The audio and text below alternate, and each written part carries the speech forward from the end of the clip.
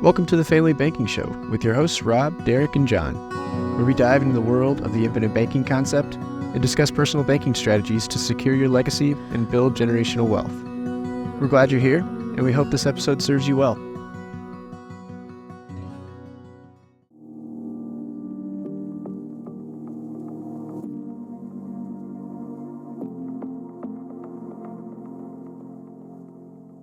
Welcome back, ladies and gentlemen, to the Family Banking Show. We're your hosts, Derek, Rob, and John. Guys, how's it going this week? Good. How are you guys doing? Doing really well. I just got back from Virginia, just a rural farm, Airbnb there. And it is beautiful over there. And the hills and, definitely different from Minnesota. And it's actually funny. They had a zonkey. Oh. Zebra donkey, which I don't know how they're getting, importing zebras, Yeah. but the kids loved it. It was good to see some old friends from college. So yeah, I had a great Labor Day weekend. How about y'all? I had family descended upon the casa last week. They all live down in the Nashville area, and that was a lot of fun. So we had sister and her kids and our new great grand niece Navy. So that was really fun to see the family, and just hung out for 5 days straight, basically, and it was a blast.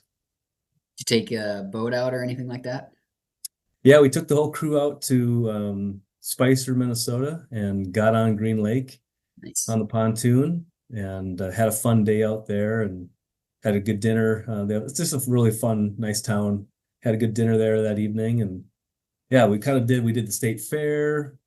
Then we all packed up and went out to Spicer, Minnesota, to get on the lake for a day. And so just hit the pool in the backyard one day was nice. So we were just kind of doing it all. It was a blast. Good.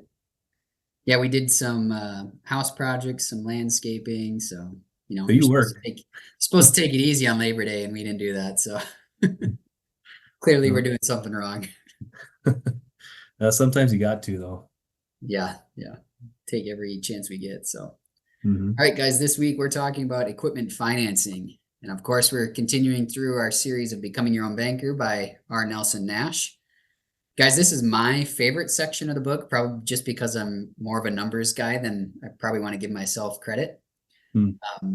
But this is probably the most exciting for a lot of people. They want to see, how does this work? We've talked about the concepts, the process, the rules to live by, so to speak. And so now we want to see the proof to it. A couple of caveats here before I turn it over to you guys. Just the fact that this book was written back in the year 2000, or the 5th edition of the book, it was edited in 2008. Here we are in 2024. Things change. Interest rates change, which typically governs the dividend rate of an insurance company and the performance of a whole life insurance policy. Those things are going to change over time. So even today, we're going to bring up an illustration to try to document this for you, to give you a little bit of a case study, so to speak. But know that we have no crystal ball. We don't know what the government's going to do. We don't know how an insurance company is going to perform dollar for dollar or dollar by dollar. But we do know that, generally speaking, they're profitable over long periods of time. But this here, guys, Nelson's going to give an example of a logger, which shouldn't shock anyone because Nelson was a forester. And so he's trying to relate this maybe to his own individual context. But this could be applied to anyone, any business person, any individual, any family. The concepts and the process is what remains the same. The dollars, the use of the policy loans, those things are going to change for each person. Guys, what are some rules to live by? What are some big quotes here for us to kind of think about and recognize before we get into a case study? I think you nailed it, Derek, just talking about the differences in the numbers. And we're zooming out, and we are helping explain how Nelson explains the banking, like controlling the banking function in your personal life. And then in this case, it's obviously in a business context, that if you control that, you are now participating in two businesses. And I think it's on page let's see, 52, he says, everyone should be in two businesses, the one in which you make your living, and the other should be the banking businesses, and finance the things of life for yourself and for your business. So being able to control the banking function in your life is huge and highly profitable. And we'll go to show, you know, a current case study, but it really is a powerful thing to not only not have to subject yourself to the terms of a different commercial bank, you know, pay back on their terms with their interest rate, with you know, no flexibility. Being able to control that is just a huge benefit to your personal life, to your peace of mind.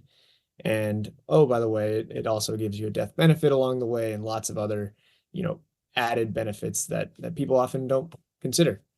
Yeah, and it just illustrates, you know, to add on what you said, John, that just by doing what you'd have been doing anyway, by financing something, if you just finance it through your own personal banking system that you created by a permanent, you know, whole life policy that has that built up that cash value, that has a capital, that but just by doing the same exact thing you would have done anyway, you come out farther ahead. And I think that our example will illustrate that pretty clearly, but it's just, that's kind of like the big concepts of it. Right. And the examples that Nelson talks about in the book, he emphasizes the importance of accumulation. And think about it. I mean, we're designing a banking system, something that functions just like a commercial bank would. And if you were to go and start your own bank today, you would have to accumulate capital or cash in order to lend it out to borrowers and so on and so forth. When we're designing our own banking systems here, even though the example that we're going to look at only pays that premium for the first 7 years, and the examples that Nelson showed in the book is premium for 4 years, it's important to recognize that if 4 years is good or 7 years is good, 20, 30, 40 years is going to be much better. That's where Nelson says that this is an exercise in reason and in logic. Logically, we need to forecast, like, okay, if I only did this for 4 years, why wouldn't I want to do it for much longer? And I think that's really one of the key takeaways from this section is, if your banking system is profitable, why would you not want it to continue to be even more profitable for a longer period of time? Right. And then, Derek, how you touched on at the beginning, it took Nelson, due to, like you said, interest rates, dividend scales, the 20 years ago, 30 years ago versus today, it took longer to build up that pool of capital that was required to make the purchase. But 4 years from now, it might be different. So it's just, you work with what you have, but the net is you are better ahead by creating your own system and utilizing it versus the external banking system. And it's so regardless of where the rates are, what year you're in, that's just the truth of it. And so I think it'll highlight that pretty well when we talk through it. Yeah, let's just cover real quickly the example that Nelson describes in the book is financing a truck for this logging business. And the guy was taking out just over $52,000 a year to pay for this truck, and he was going to pay that loan back over 4 years. The example that we'll see is very similar to that. A couple of things, just numbers, how things have changed. The policy loan rate that the insurance company is charging in the example in the book was 8%, which is the maximum that an insurance company can charge. Whereas the interest rate for those commercial type loans, Nelson describes a 15% interest rate. And today you can find SBA type loans or small business loans, roughly around 11 to 12%. If you have great credit score, if you have horrible business credit score, then you're going to be paying a higher interest rate. So we're trying to bring this back into our modern context, showing policy loan rates as they are today and interest rates for commercial type loans to simulate a transaction that somebody might be familiar with if they were to actually take out a policy loan and pay it back. Of course, as we've already said, those interest rates are going to be subject to change in the future. Guys, anything else here before we just get into our little case study? Not for me. Nope. Let's get into it. All right, Rob, why don't you If you're pull it up? listening on Apple, Oh, sorry. I was just going to say, if you're listening on like Apple or Spotify, we will be showing numbers. So I invite you to hop over to YouTube and see the actual tables that we're going to show. Can you guys see my screen? Yep. All right. So maybe I'll kind of talk to the fields here and then hand it over to Derek and John to maybe walk through it. So once again, we're using the Truth Concepts calculators by Todd Langford. Super useful calculators for illustrating the impact of taxes over time, the impact of compound growth over time, over long periods of time. And so it's really super useful. We're using the borrowing strategy calculator in this example. And let me use, you can't see it here because this should say 40,000. Actually, I should have noticed this, but this field should say 40,000. That's the amount we're capitalizing in our policy for the first 7 years. This is the rate that the insurance company is charging for borrowing its money, and we're leveraging our cash value to borrow that money so that we can purchase the logging truck. The cost of the logging truck is this $52,600, and we're purchasing our first logging truck in year 5, and we're going to repay that loan we're going to pay that logging truck off every 4 years, and then we're going to purchase another one, and we're going to do that 8 times. And then the loan that the market would be charging you as a comparison is 11%. That's the SBA loan that Derek referenced. And so and then you'll see we break it down here. You got your 7 years of capitalization, but we take out at year 5, and then we don't put any more premium into it from that point on. And I'll hand it over to Derek and John to talk through the rest of it. John, any other thoughts? So I'd just say that, the difference between a 4-year capitalization period and a 7-year capitalization period is not at all, a game changer or a deal breaker when understanding the overall concept. And, we mentioned already that this, 30-year-old man in the scenario would be financing this truck either way, through a financing company or, commercial bank or his own system. And so I think just getting right to it and understanding that he's going to make provisions, and part of his business cash flow is to repay these loans. And again, being an honest banker is absolutely vital to understanding the infinite banking concept, to understanding how to be most profitable in your own banking system. Also on page 52, Nelson says, it is vital that you understand you must set up a loan repayment plan, and this is important, that equals or exceeds what he would have had to pay to the finance company, or perhaps even more. Just like he says, equal or exceed. So understanding that you're not losing out on any of the dollars that you're paying back, right? The interest that you pay in that policy loan is recaptured all over time. And not to mention you have that level of protection in the death benefit. But point is, the goal in this scenario, the goal in any, personal financing scenario is not to pay as little as possible, is not to give yourself a little discount or a shortcut, but rather to be an honest banker, to treat it as your own business, secondary business, and you'll see over the long term how that can really benefit you. Right. And just to demonstrate a little bit more, what's going on here behind the numbers, right? So we've taken out the $52,000 loan, and there's a column there. Rob, maybe you can move your cursor over that end of year loan repayment. That's almost $17,000. So what's happening there? That's the amount that's being paid back to the insurance company for that given year.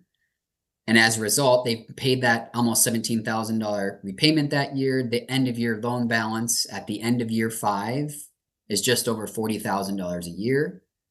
And then there's a column that says extra payment lost or found. That's $2,121. That $2,000 is what becomes additional paid up additions. It's further contributions, more capital being added to the policy to build and compound over time. And it's important to remember that we're doing this in the most tax favored environment that can be done, which is tax deferred and can be accessed as income tax free. So this is the best place for you to be storing and building up capital and allowing it to compound uninterrupted. And so as he's paying this loan back to the insurance company, and every 4 years he's taking out a new one, each year he's adding more capital because he's deferring or recapturing the interest that he would have been paying to a commercial bank. Now it's being circulated back into his policy as additional paid up additions. So hopefully that makes a little bit more sense. At the 8 loans that he took out over these number of years, how much additional capital did he add to his system?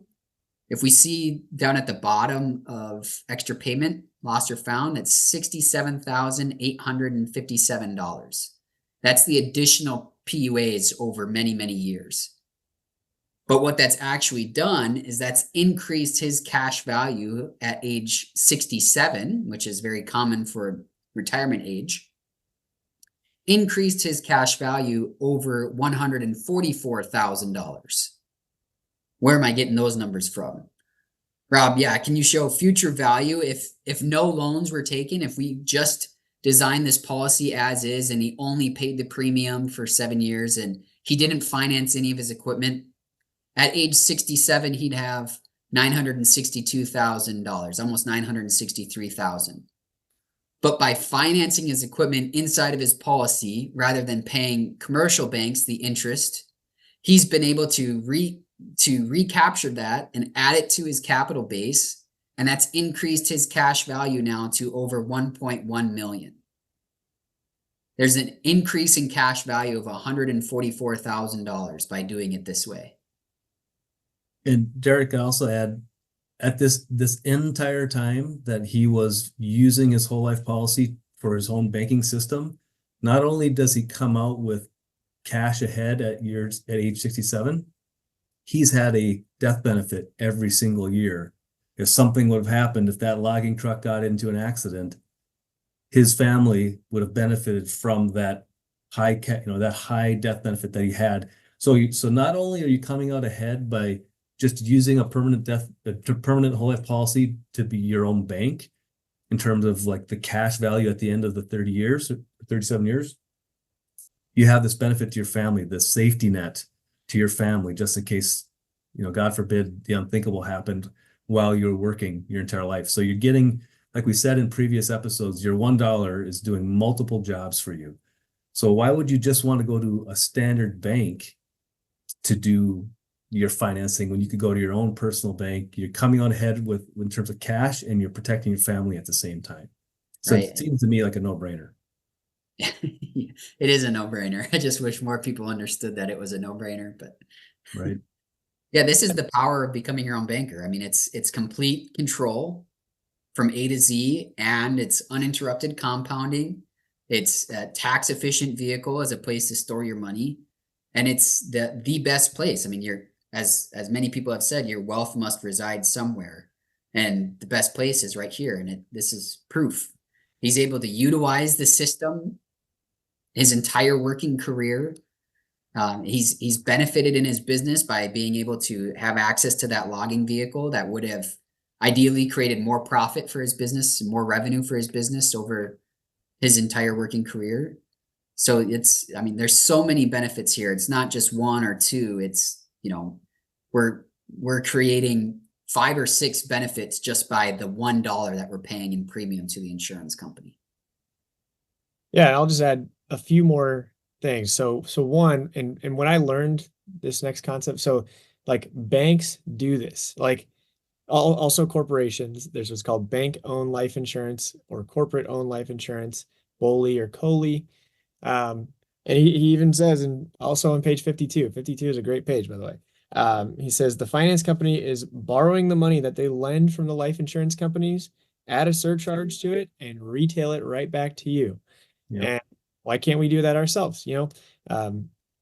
Banks also consider it their tier 1 capital, like their most secure, reliable, important, reserves or capital to have on hand. I think In 2019, Bank of America had roughly $21 billion in BOLI, in life insurance.